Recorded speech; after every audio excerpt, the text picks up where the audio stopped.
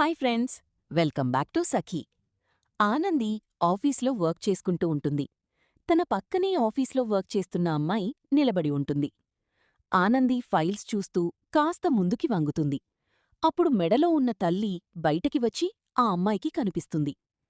అది చూసిన ఆ అమ్మాయి ఒక్కసారిగా షాకై, మేడం, మీకు పెళ్ళయిందా అని అడుగుతుంది. ఏం చెప్పాలి అని మౌనంగా ఉంటాది ఆనంది. అప్పుడే ఆదిత్య ఫోన్ మాట్లాడుతూ ఆనందికి కాస్త దూరంగా ఉంటాడు ఆదిత్య.